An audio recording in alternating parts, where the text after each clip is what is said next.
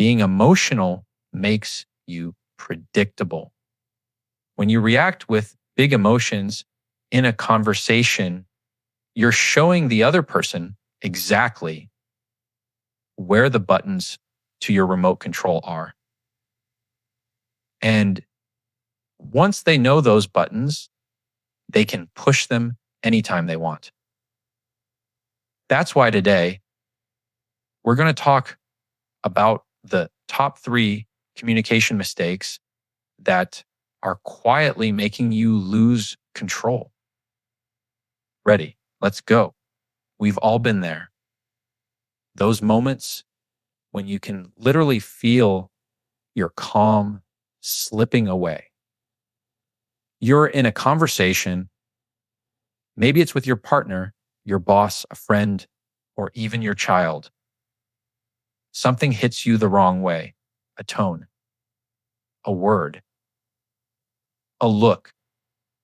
And before you even realize it, your heart's beating faster, your voice is sharper, your thoughts are racing, and you're no longer thinking clearly, you're reacting.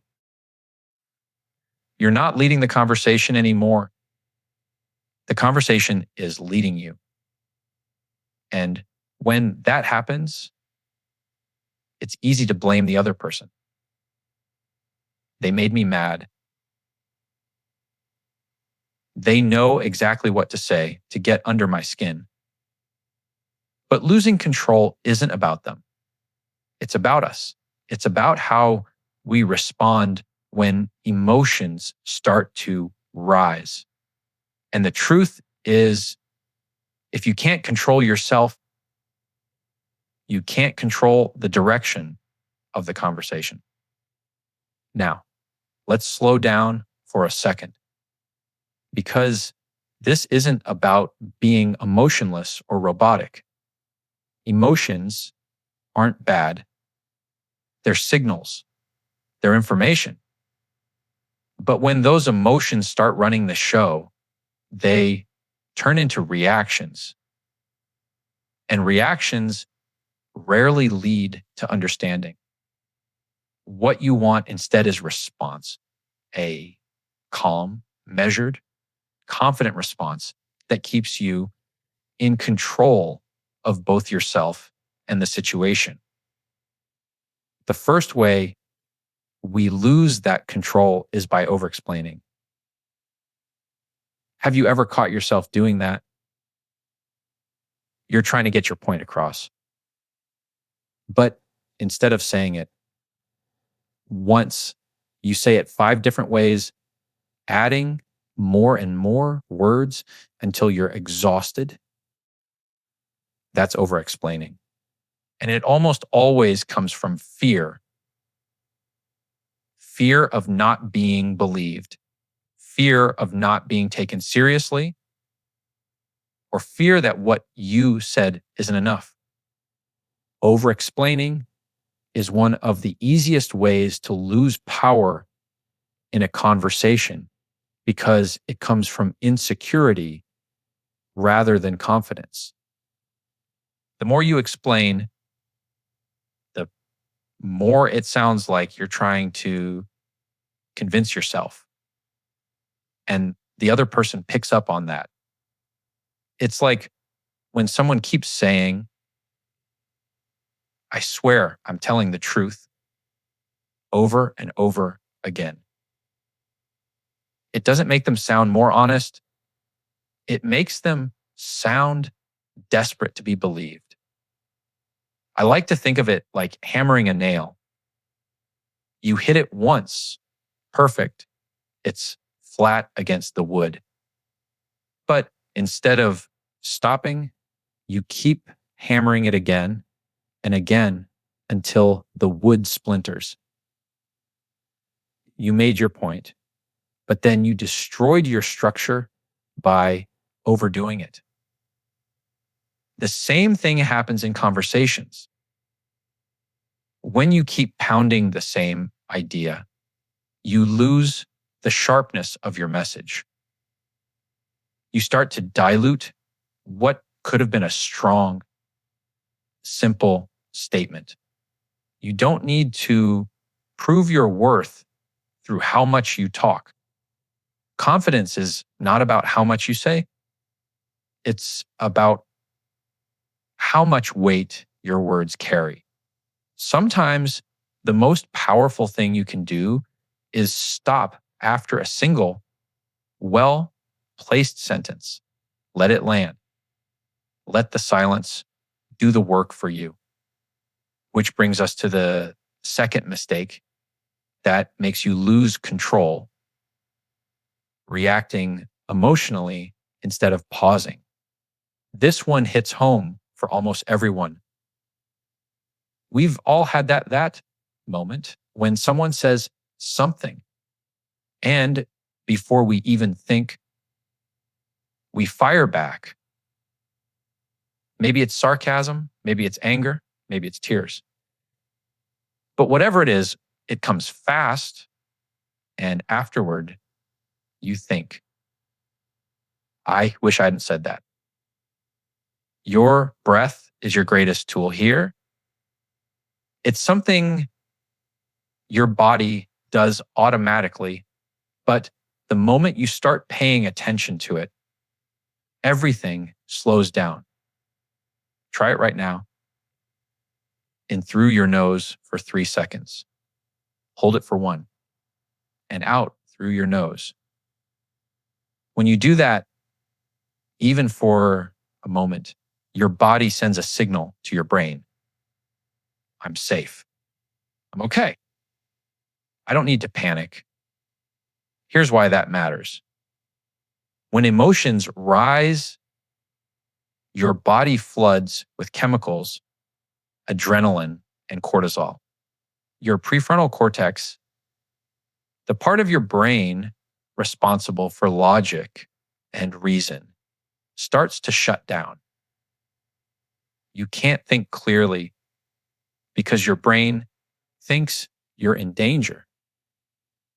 That's why you say things you regret, or you misread the other person's tone, or you suddenly feel cornered. Taking that one breath interrupts that pattern. It's like hitting pause on a movie that's playing too fast. It gives you space to choose your next move instead of being driven by emotion. Now, let's be real.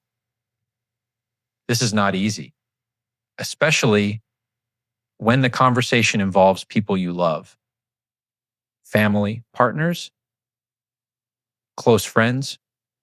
They know your buttons better than anyone. They know your tone changes when you're hurt. They know your silence means you're angry. They know what to say to make you defend yourself. And if you're not grounded, you'll walk right into that emotional trap. You'll show them exactly where your weak spots are. And here's the dangerous part. When you react emotionally every time, you become predictable. People know how to get to you. They know how to make you lose your calm, how to throw you off balance, how to win the argument. The argument. Not because they're right, but because you lost your control. The goal is to stop giving people that map. Keep your buttons to yourself. When you can pause before reacting, just one breath, one heartbeat, you change the whole conversation. You don't get smaller, you get stronger. You don't lose emotion, you gain clarity. Control doesn't mean you don't feel. It means you decide when and how to express what you feel. Now let's talk about the third mistake. The one most people never even realize they're making. It's filling the silence instead of letting it breathe. Silence makes people uncomfortable.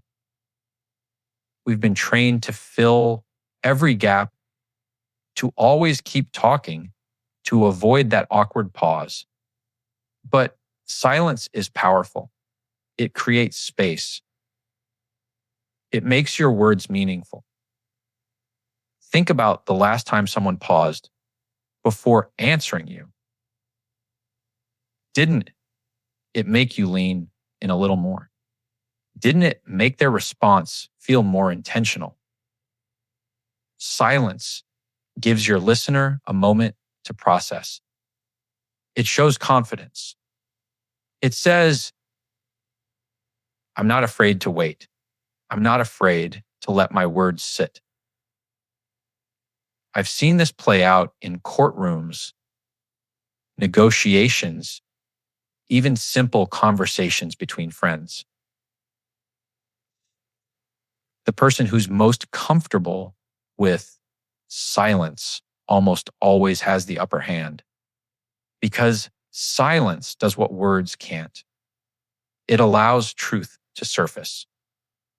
People often reveal more after the pause.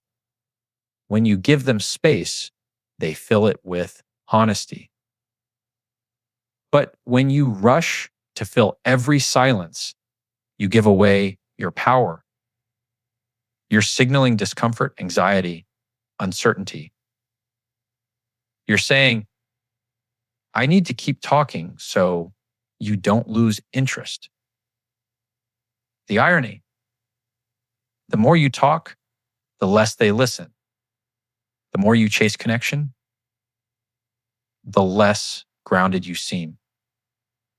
So here's a challenge. The next time you're in a conversation, notice your urge to fill silence. Just pause for 3 seconds after you speak. 3 seconds. It'll feel like an eternity at first, but those 3 seconds are where confidence lives. You can even practice it in your daily life. When you're on the phone or talking to a friend, try waiting before you respond. Don't rush.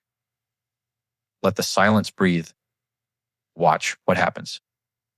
Most of the time, the other person will start talking again, offering more detail, more vulnerability, more truth.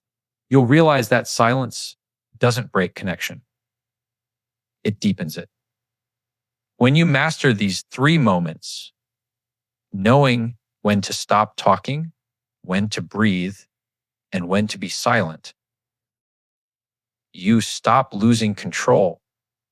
You start leading every conversation with confidence, clarity, and calm.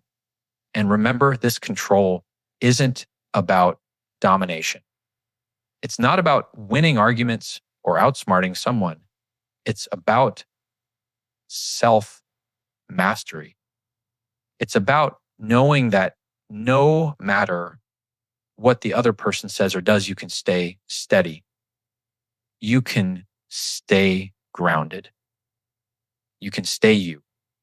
You lose control when you say too much, when you react too fast, and when you can't sit in silence. But when you learn to speak less, pause more, and wait longer, you become untouchable. People feel your presence differently. They listen more closely. They trust your words because they feel your composure. So the next time someone pushes your buttons, remember, you're the one holding the remote. You decide how you respond. You decide how the conversation goes. And when you do that, you stop being predictable. You start being powerful